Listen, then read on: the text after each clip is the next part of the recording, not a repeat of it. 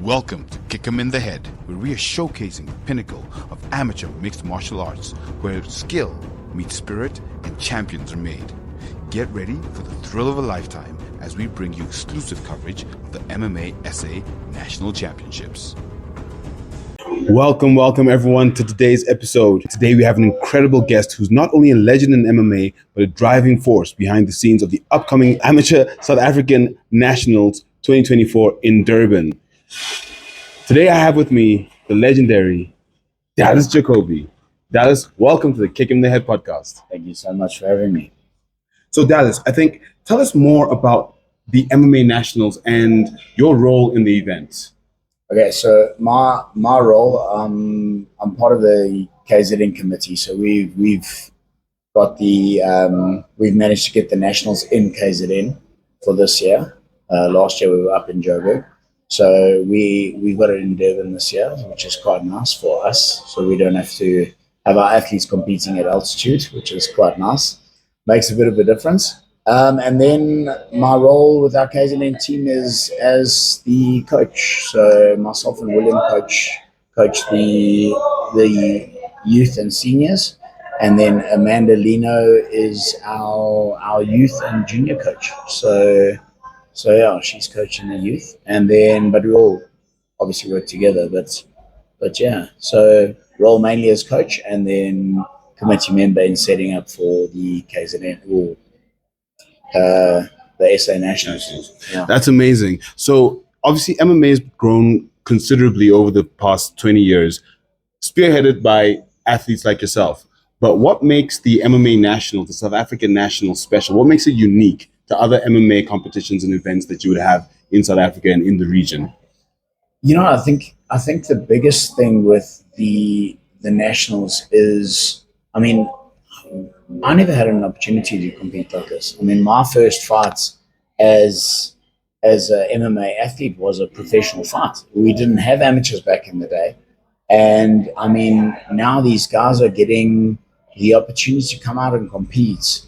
And yes, you have your tournaments like MFC and such, and Versus and all of those all over the country, but it's not the tournament style that we are doing for nationals, which is really it's a big thing, and it's a hell of a thing to prepare for, and it's a hell of a thing to compete for, because you now not just preparing for one fight and one opponent. We're fighting tournament style over 4 days. I mean, 4 days in the busier divisions. So our divisions where we've got a lot of talent, we're actually putting in the Thursday as well. So the guys will have to fight to actually compete in nationals. Okay, so they will have to eliminate first on the Thursday, and then make weight again on the Friday, and then make weight again on the Saturday, and then make weight again for the finals on Sundays. Very so intense. it's a lot, and it's also it's teaching our athletes as well to live closer to where they actually want to compete. Because when we took the team over to Serbia last year for nationals as well, and it's a hell of a thing, like going out there and competing day after day, and you pick up those injuries, and those injuries carry on to your next day and your next day and your next day. So tournament style that we are doing at nationals is it's prepping our fighters, and the nice thing is it's also they get the opportunity to compete day after day after day. I mean, at the end of the tournament, if you go all the way through in one of those busy divisions, you fought Thursday, Friday, Saturday, and the finals on Sunday. Your fights in 1 week. 4 fights in 1 week. Like, you normally don't get that. I mean, the guys like Versus and MFC and all the other promotions, you're getting a fight maybe once every 3 months if you're lucky. Mm-hmm. So even in a whole year, if you're competing at every event, you're only getting 4 fights. Mm-hmm. So it's a way for our athletes to get their fight records up as well. So tournament style is interesting. So with that said, we all know the PFL has a tournament style setup, and they've made a lot of investment in Africa through Francis Ngannou, etc. Do you think that this helps build the grassroots for a PFL to grow in guess, different spaces. Like it's now an international competition. It's also the IWMAF. So do you think this actually sets up the PFL to be the organization that takes athletes that are used to tournament style, and then those that then go into the other pro promotions is then completely different? Do you think this actually supports what PFL is doing? Um, in a way, I mean, if the athletes that are competing in the tournament style, you experience that. So you know what it takes to cut weight every day. You know what it takes to be living there, to fight through your injuries, whatever. If they're obviously not too bad, I mean, but yeah, I mean, even for your guys that turn pro and go EFC and such, it's it's nice fight record, and also you're also prepping for that one. It's always nice to prep for one opponent. You know what you're going in for. You get to go in with a game plan. Yep. These guys, this tournament style is very It's the Wild West. yeah, You get what comes. You get what comes, and you don't know what's going to happen and which athletes are going through to the next day. You don't know where you're going, so yeah, it's exciting. It's an exciting way of fighting, and it's nice because it's just non-stop.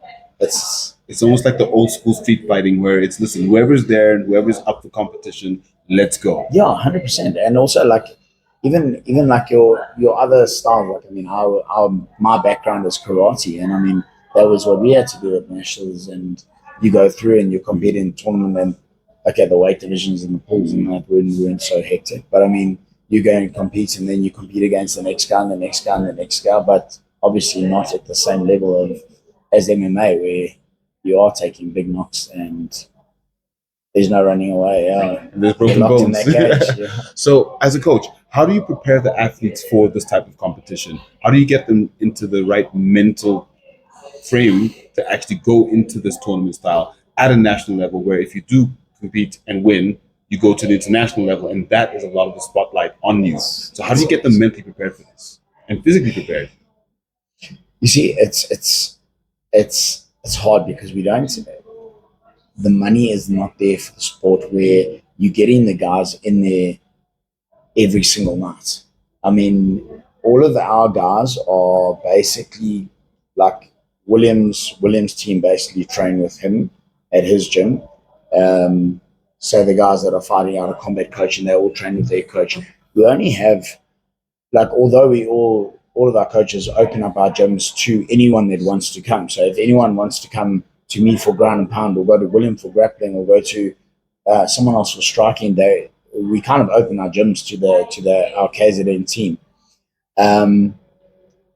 But we only actually get to sit and work with the guys one day a week. So, and I mean, KZN it's not a small province. So we've got guys coming from Belito side. We've got guys coming from all the way up Mustangs up in Maritzburg. So the guys are coming down once a week, and we're getting a chance to actually compete with them. So, and actually get them ready. But yeah, like you say, mentally getting them ready is just getting them in that headspace. I mean, most of these guys we've seen compete. We've seen them in the smaller tournaments. So a lot of our guys, like, we've got a lot of our fighters, like the day. I mean, this is his sixth time doing nationals. I mean, it's a lot of experience. That's a lot of experience. You might as well be pro now. Well, that's it. That's what you want. But I mean, you want the guys to compete and do well at an international level before, and that's where we get our eyes opened up. Is when we go overseas.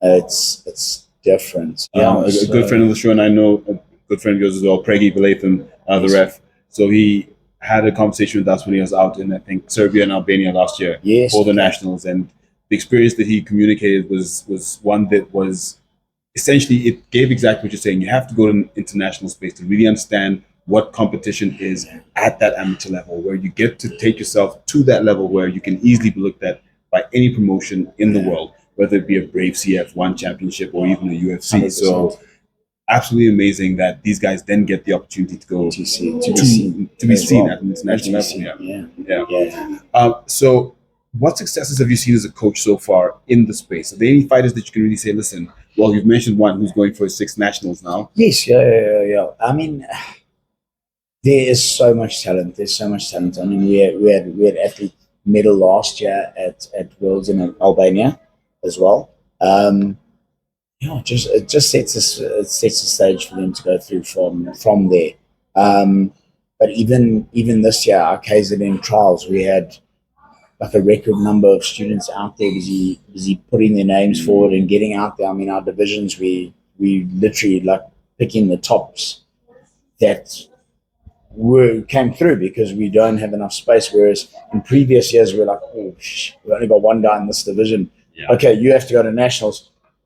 When you kind of know they're not really at the level yet where they should be, now we're like, oh, who are we going to pick? It? Like, it's making our jobs as coaches and the guys that choose the teams a lot more difficult because you get a lot more talent coming through. Yeah.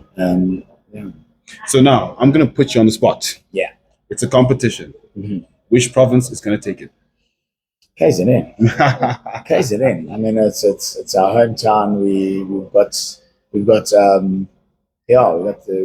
don't have to suffer with the altitude.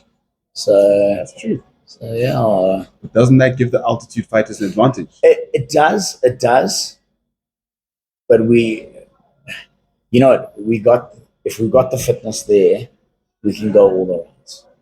We can do what we need to do. And it doesn't matter. It doesn't matter that your altitude, you're sitting in the fitness level there. We're here as well. So, and we're gonna go the rounds. So if we have to. You heard it here first from Dallas, the legend Jakobi. KZN is about to take the SA Nationals. Dallas, we look forward to seeing you and speaking to you again on the 18th to the 21st in Durban. Everyone, don't forget to like, comment, subscribe. Where can people find you? Where can people find me? On the socials. Contact you if they want to get in touch with you, find out anything more about KZN MMA. I'm on Dallas Jakobi Instagram and then also my gym KO Fighting Fitness in Shanghai.